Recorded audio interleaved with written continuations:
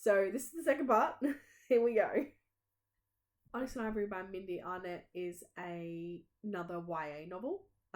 It was another, like, in Libby you can press like similar, and it, I don't know what one I pressed it, what book I'd just read and pressed similar on, but it might have been Ballad Lament actually, because it came straight after.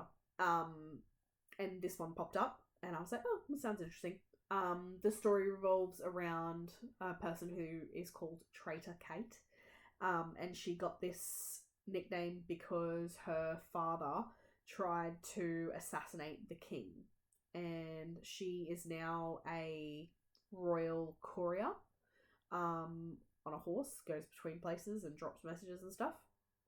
And there's like a team of these couriers, but they all work individually.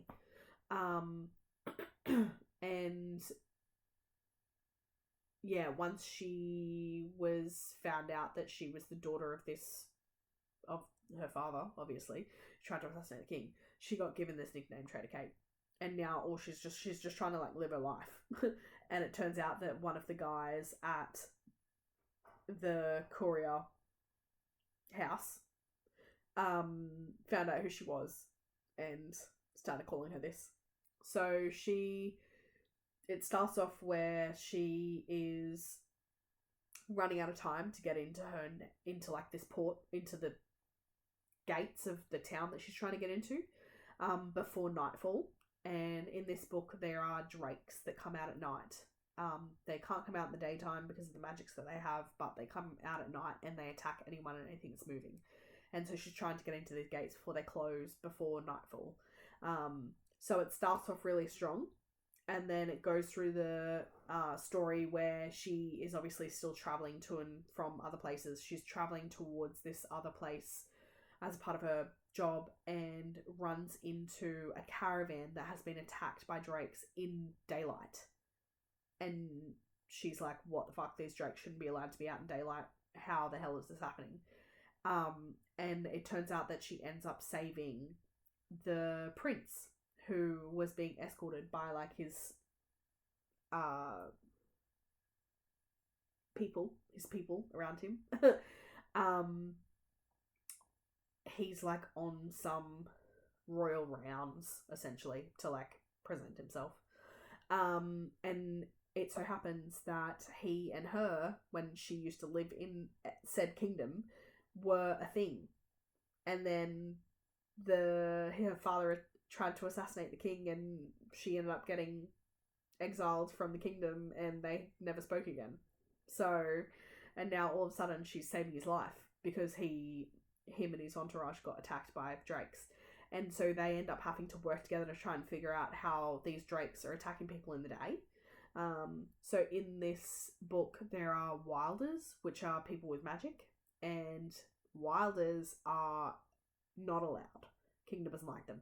But the kingdom have their own like sect of wilders, essentially, that have like a little bit more magic than just the normal wilders that aren't allowed. And the normal wilders are normally like hunted for having these powers, essentially. So, and one of the people in the entourage that the prince had with him was one of these magical sect wilders that are like legally allowed by the king. So, and the three of them are now trying to work together to figure out how these drakes are attacking in the daytime. It was a really good book, really action-packed. I had a really hard time getting into this book because it was written in third person, and I have a really hard time. We know that I have a really hard time with the third person. I feel like I'm not in the story. I don't know how to get into the story. I tend, because I'm such a speed reader as well, I tend to like just skim past a lot of text because it doesn't feel important when you're reading it. And then, I don't know, I still got the whole gist of the story, and I think the story itself was good. Like, I liked the story. I just didn't like that it was written in third person. So I think I ended up, on my Fable app, I gave it 3 stars, and my review was, I wish it wasn't written in third person. It was a good story, however. So I don't know if I'll go back to Mindee Arnett, whether she's written any other books that might not be in third person. They could possibly be in first person. I'm not sure. But if you don't mind the third person and you're up for just a YA kind of action-packed adventure fantasy novel, then absolutely go for your life. I think this was a good book. Just wasn't for me. Alrighty, and finally we are talking about the Bloodwing Academy. Now, I have had this on my TBR for ages at this point, and I went to W at some point and went to go get the series, and they were missing the first book. They only had the second book, and then I was like, I need the first book so I can start the series, and it was a whole thing. So I finally managed to get the first book on loan from the Libby app. Was very excited. Definitely thought this was more about dragons than what it actually is. So if you haven't read the Bloodwing Academy series before, it is actually more based around vampires than it is dragons. And I normally wouldn't go for vampires. I feel the last vampire series I would have read was probably Twilight. I generally go for like the fairies and the werewolves and the witches and the wizards and anything else. Generally don't go for the vampires, but here we are. Anyway, so yeah. Essentially, start of the book is you find Medra on top of a pile of dead bodies in a town that has just been like set on fire. And she's been found by a young vampire, Blake, and his little entourage. And he's like, how the fuck are you still alive? And she's like, where the fuck even am I? So he ends up taking her back to his castle? Not really. His house? It is a castle, but anyway, it's not a kingdom. Butt naked, by the way. Like, she has no clothes. And she is the first thing you notice about Medra is she is a very strong personality character. She knows who she is. She acts as if she's all important. She's sassy. She's quick-witted. And it so turns out that Blake is also very quick-witted and easy to... They, like, have this very, like, push back and forth relationship at the start of this book. Anyway, so he takes her back to his uncle, who is, like, in charge of the not in charge of all the vampires, but, like, in charge of some of the vampires. And when he sees her, and Blake saw this as well but didn't say anything to her, but when his uncle sees her, he's like, oh, she's a dragon rider, just from, like, what she looked like. It reminds me of, like, a twist, like a Harry Potter twist, and, like, Medra is Hermione, and Blake is Draco. And there's, like, other parts in this story as well that are very, like, Harry Potter-ish as well. So if you're into maybe, like, a Hermione Draco storyline and what could have happened, but with vampires and dragons, I would actually highly recommend this book. I really enjoyed it overall, in general. So yeah, and she's got this fiery, like, red hair, and she has just, like, her womanly, like, body figure as well is, like, they're saying that these are the features of a dragon rider. So, and the uncle decides to then betroth her to Blake. And Blake is already in a relationship. Well, Blake is already betrothed to somebody else. But apparently in this world, having, like, a triad is more powerful. And it's very, very normal thing. So no one really kind of gets together or gets betrothed for love. They just get betrothed for power and status, essentially. And so he's already betrothed to Regan, who is see you next Tuesday. And now all of a sudden he's a triad with Medra as well. And Regan doesn't like it, and Blake doesn't like it, and Medra doesn't like it. Nobody likes it. So yeah. And then as a part of this betrothal deal and stuff, she has to start going to Bloodwing Academy, which is where Blake and Regan and all the other vampires go. And she is called a Blightborn, a muggle, essentially. and the vampires are in charge, and then the Blightborns aren't. And in this vampire world of politics, they believe that the Blightborn are born to serve them. In the first book, she is trying to figure out how to obviously break this bond. She's also trying to figure out how to get around this school and her lessons and her teachers, and like her first day she irks one of the lecturers by being late apparently, and then also like arcing up and asking the wrong questions. So first day didn't go down well. But you kind of go along the story of Medra trying to get used to the fact that she's supposed to be in this triad and how the vampires are supposed to work and who she's supposed to be as this Blightborn. But because she's such, like, she pushes back so much, there's really just, I really, really love the push and pull between her and Blake. Like, it's just really beautiful. It's really, really well done. And Regan's just like a bitch. Regan's just like a mean girl. So, but yeah, I think the Dragon Riders were like around centuries ago, but they're now extinct, as well as the dragons. But Bloodwing Academy still talk about the dragons and the Dragon Riders from when there was a great war, and how the dragons and the Dragon Riders helped the vampires win this war. And then I think in their story, they believe that the dragons went askew and started not listening to anyone. And then the Dragon Riders essentially went extinct because the dragons went and like left and went extinct as well. So, yeah. Medra is trying to figure out who she is, essentially, now that she's stuck in this triad. Because she's not a vampire, she doesn't feel like a Blightborn, and she's actually, her origin is she's actually Fae. And you find out that she died back in her world, and then she woke up on this pile of dead bodies. And she's not in her world, has no idea. So, spicy scenes, definitely. And my review on this book was, I love Medra's pushback and personality. She's quick-witted, fast-tempered.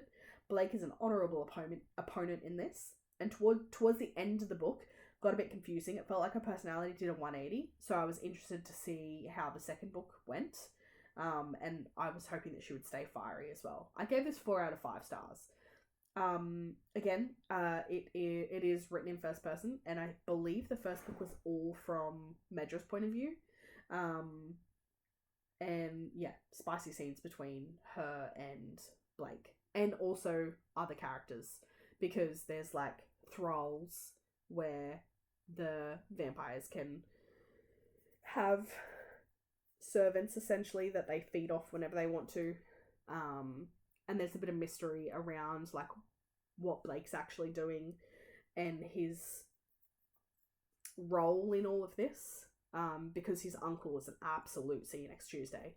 Like, abuses him like nothing as well, like Blake, to get what he wants.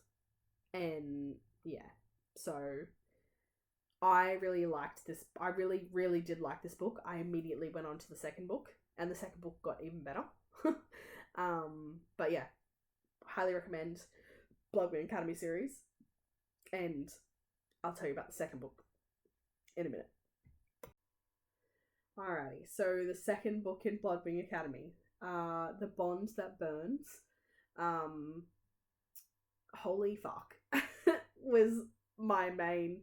I literally, immediately after I finished the book, I started recording myself, like, in bed, recounting, because it was, like, so insane. And I'm gonna literally cut to that, and you can just, I did get, like, I had to stop halfway through what I was doing because my other half came in, and then I retailed the entire story to him instead. But yeah, my immediate reaction, I actually videoed, so that's there. I need to save this for later, so don't mind the bad lighting, but holy fuck, I just finished watching reading the second book of the Bloodwing Academy series. Holy fuck. Like, the last... I think it must have just been, like the last chapter. What? It was just, like, bam, bam, bam, bam. Like, 4 different things, like, all just, like, happened at the exact same time. Fucking insane. And so, Briar Boleyn is our, amazing author. I gave the first book, like, I think 3.5, 4 stars or something like that. I've immediately put the third book on hold on my library app because holy fuck, just absolutely everything. Like, I was hooked. I think I was I think, like, I was so glad that when I opened up the second book as well that it was written in first person, and we got chapters from the different points of view, which I love. Absolutely where I'm at. So I was hooked in the fact that I was actually getting to read this from each of the characters' points of view, which was great. So you get to hear from... So essentially, by this point, Medra has figured out what her deal is, I guess, and they're going into the second year at Bloodwing Academy, so she's now lasted an entire year at Bloodwing Academy. She hasn't died yet. And she's going into a second year of Academy where they get put into their houses. So she obviously gets put into Blake's house, and unfortunately it ends up that her best friend gets put into a different house, which is like essentially Hufflepuff, because of how smart she is and stuff like that. And Blake and the leader of the Hufflepuff's house, I wish I could remember what the house names were right now, but I really can't. The leaders of those 2 houses have like a thing against each other. There's like a bit of a... It's very nice. It's kind of cool, actually. I quite like it. Anyway, yeah. And so now they're learning how to, like, live in their houses, and keep going to their classes and all that sort of stuff. And this is where all, like, I think the really good, like, character growth and story comes through. And the massive action pack that happens in the last, like, 3 chapters of this book. So Blake is, like, the leader, and then the other 2 people, Regan and Medra, are, like, a part of his triad. So all of the leaders, their other people that they have, that they're supposed to be betrothed to, got put into, like, this Hunger Games style thing where they had to try and survive before they went into their second year. And Medra ended up surviving. But in that thing, they found out that Regan was purposefully trying to murder Medra so she could have Blake to herself, and Blake found out. So Blake ended the betrothal between her and Regan because she went behind her back and tried to kill one of their betrothed, essentially. So now she's pissed. And Medra and Blake, it's just Medra and Blake now. And yeah, Blake's head over heels for Medra. Medra is head over heels for Blake, but doesn't want to take a bar of it. And through this book, Medra finally understands and realizes how the feeding can feel better for her, and they obviously end up having like a whole heap of spicy scenes with the feeding. So, that's not most of the second book, but it's definitely in there a few times. And in the last, like, few chapters of this book, it's like there's all 4 houses are trying to... It was just like, holy fuck. And Blake was in on it all, and she found out, and then he was like regretting his choices, and it just ended. Like, it was like this whole scene was happening, and it was just like, bye. I was like, what the fuck? So, yeah. I reviewed this on my Fable app, 5 stars. And I was like, fuck me. Literally, I couldn't even, like, I had no words when I finished this. I was like, fuck me, and now I'm 16th in line on hold for the 3rd book. I literally can't say anything without spoiling, so all you get is holy fuck. Like, I was like sobbing. I was like, it was just absolutely mind-blowing. Amazing book series. Again, I'm still on hold for the 3rd book, still waiting for the 3rd book. Devastated. So, anyway, yes. Bloodwing Academy series by Briar Boleyn. Go read it. Amazing. Alrighty, and finally, the last book that I wanted to talk about was called Rose in Chains by Julie Soto. And this is a fantasy.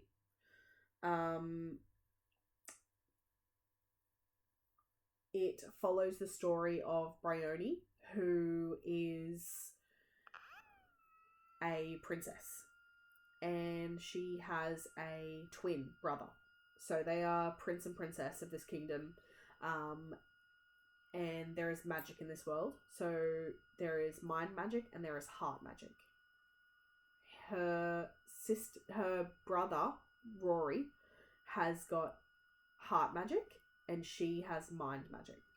And they all go to a school with other people with both of the magics. So there's this one school that has all the students, and there's a mixture of both heart magic and mind magic. But in this world, the heart magic is looked upon as better than the mind magic.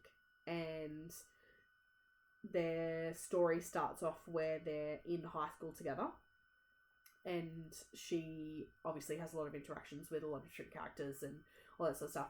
The story starts actually where she is sending her brother off to war because he had, with no regard whatsoever, because there is a prophecy around him being the heir twice over or something. And so she's like, oh, he's not going to die, so it's fine. I'll see, this war will be over, he'll win, he'll come back and it'll be fine. And he does not come back. He dies. Dead. And she's like, fuck. And then the person that takes charge of this world now, politics wise, has decided that the people with mind magic shouldn't be allowed to be living, essentially. And so she's being hunted. So this is happening obviously after school now. They're all adults. And her brother's dead. She is left by herself, and she has got mind magic, and she now is being hunted by the heart magic people. And so she ends up getting captured and thrown into a dungeon with a bunch of other mind magic people that she knew back in high school or college or whatever you want to call it. And they are pretty much being tortured. Now, when I first opened this book and realised that it was written in third person, I was like, oh great, I've picked up another book written in third person. I'm not going to enjoy this. Well, maybe I should just... And I even talked to my other half about it, and he was like, why don't you just put it down? Just don't finish it. And I was like, well, the story itself was actually really interesting. So I ended up staying along for the story. The reason it was written in third person, however, is because the content warnings on this book are long and horrible. So there is a lot of SA happening in this book, and most of it's non-consensual, obviously. Generally, SA is non-consensual. There's a lot of other non-consensual torture that is happening in this book as well. So I completely understand why you wouldn't want to be first person in this book, because I don't think that I would have wanted to feel like I was in this story as her, as Briar. But yeah, so gets captured with a bunch of other girls. They are being tortured in all sorts of ways in this dungeon by these disgusting, human, I don't even know if you can call them human beings, disgusting people, all men, who all have heart magic, so, think that they're better than them or whatever. And they are essentially being tested before getting auctioned off to the highest bidder. So a part of it is when they finally take her out of the dungeons to go and do whatever was happening before, there was a test that happened to see whether she was a virgin or not, and it turns out that she is still a virgin, and that ends up putting her price up for the auction. And so she's kind of being not taken care of as such, but she's definitely not being tortured like the rest of them are, because they want to keep her in like good nick. And one of the guards, who was the one who originally captured her as well, is very heavily putting on that he is going to be the highest bidder for her, and he's going to buy her, and he's going to do all these horrible, disgusting things to her when she is his. So yeah, this auction ends up happening, and she's got all of her friends, like she had friends in this dungeon that are also now getting auctioned off to all these different people. And yeah, she tries to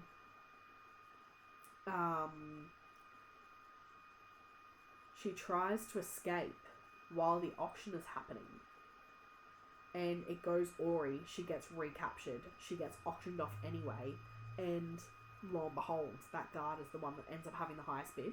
And there was only one other person that was trying to bid against him, who was an old person, like a guy who was at high school with her, he's like the son of the wealthiest heart magic man as well, and the most powerful heart magic man. So his name is Torrin, and Torrin's father is the only person in the world who is shown to be able to kill 2 people at a time using heart stop, which is one of the things that they can do as a heart magician.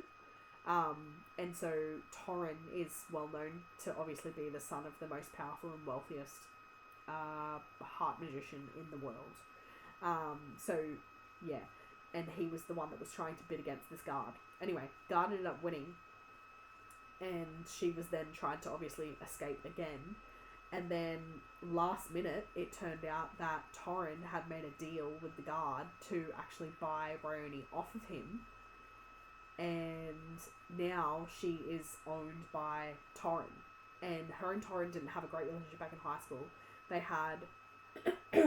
there were like scenes that you find out throughout the book where they had some really sweet moments together, but most of it felt very like he hated her and she hated him, and it was a whole thing. So she is now shit scared about what Torrin's going to do to her now that he owns her. And there was one other girl that was bought with her as well. And so Torrin's taken them back to his estate, let's call it. And the girl that got bought with her ends up getting kidnapped by another guy. And then but that guy leaves her there.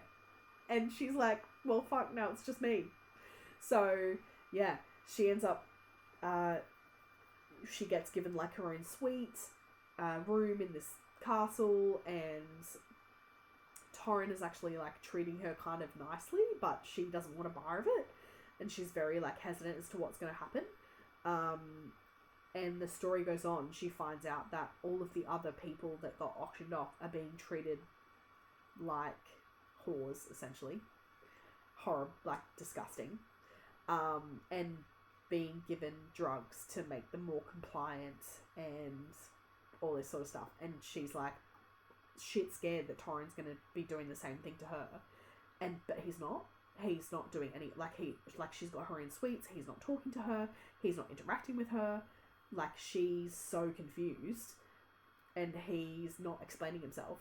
And then there's like a meeting that happens every week with the other disgusting guys that have brought her friends, where they like play card games and drink and give their girls drugs to make them more compliant, and share their girls with each other as well. And Torrin finally decides to take her, but he's told her like minimal information, so she's no idea what she's turned up to. She's like dressed to the nines in this beautiful dress, and the other boys are like they're like, oh, you finally let her out. He was apparently lying about her having some measles or pox or whatever, and she was out for 3 weeks or whatever before he finally brought her in. And then they were both like, both Torrin and her were being so sus compared to this whole group, because the other boys were trying to taunt Torrin into allowing them to have their play with Bryony, and he wasn't having a bar of it. He's like very not possessive, well, yeah, a little bit possessive, but like, what's the word? protective. He's very protective over Bryony. Doesn't want any of the other people, doesn't want anyone else touching or interacting with her whatsoever. But because he's given her like minimal information before they went into this night, she's no idea how she's supposed to be acting. And she's got all of these other girls are like flaunting and like, all over their men and like feeding them and pouring them their drinks and sitting in their laps, and like Torrin's trying to tell her that he doesn't want any of this, for her to be doing any of this, and she's no idea why. Like, he's not saying anything, not explaining herself. They managed to get out of there unscathed and it was all good and well, but they're pretty sure that one of the other like head guys knows that Torrin's not, essentially is not treating Bryony the same as what the other boys are treating their girls. And so now she's trying to figure out how to save all of her friends, with Torrin kind of not knowing at first, but then he kind of finds out, and then they're kind of working together to try and figure out as well. But yeah, I did really enjoy the story, and I think this is why I kept reading this book, even though it was in third person. It was very explicit. It's very spicy. It has some really horrible scenes in it of the non-consensual stuff that happens in this book is really not nice. But if that's something that doesn't kind of bother you too much, or that you're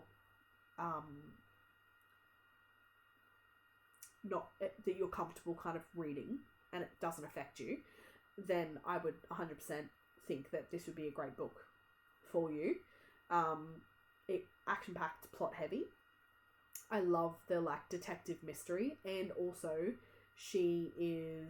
Bryony has got some fire to her. So my review on this was 4 stars. And I said I was dubious of the third person writing, but the content warnings and the scenes that unfold, I understand why you might not want to feel like you're in first person. The tension between the two main characters, between Bryony and Torrin, is palpable, and the story arc plot is fantastic. I did love this book. I don't think there was this only released in 2025. Oh, book 2 is there, Evermore. So apparently the series is called the Evermore Trilogy, so there should be a third book coming. The second book's supposed to be getting released in December this year. So, yeah, if you don't mind waiting a bit for the second book and you end up being interested in the first book, I think I probably will actually go and read the second book just to see what happens, because I did really like the story. I thought it was good. But yeah, 4 stars. Its average is 4.2 on Fable, so spicy, fantasy, there's magic, but yeah, there's a lot of unconsensual stuff that happens to a lot of the characters, so warning on that one. I almost forgot about Before the Coffee Goes Cold by a beautiful Japanese author who I'm not going to attempt to pronounce the name, but I will put it up on the screen. It was just like a random one that I picked up between other books. It's a hard copy one I have actually, and it's based around this cafe where people can come and request to go back in time, and one of the rules of this time walking thing is that they need to finish the coffee before it goes cold. Otherwise they will get stuck in that timeline and they will never be able to come back to the present again, and they'll end up being like this ghost. You end up getting 4 different storylines, and they're all obviously based in the same cafe. You get the same like waiter and waitress and owner and stuff up in all of the stories, and you just have different customers that are coming in that want to go back in time and speak to their loved ones or family or friend or whatever. It was an absolutely heartbreaking book, like sobbing beautiful. It was also very like made you really think about being present with the people that you love and that you want to spend time with, and making sure that you don't miss any chances or opportunities to tell them the things that you want to tell them and to have those conversations. It was beautiful. It was really beautiful, and really, really sad. So it was, it's not like magical in any other way, shape, or form other than the fact of being able to be sent back in time. One of the other rules of this was that the person you wanted to go back and see had to have visited the cafe at that time that you were going back as well. Otherwise, it wouldn't work. So you had to know that whoever you wanted to go back and see had come into this cafe at some point, and that you knew what that day was before your coffee went cold. So I thought it was really interesting. I think I ended up giving it 4 stars on Fable, and my whole review was how heartbreaking it was.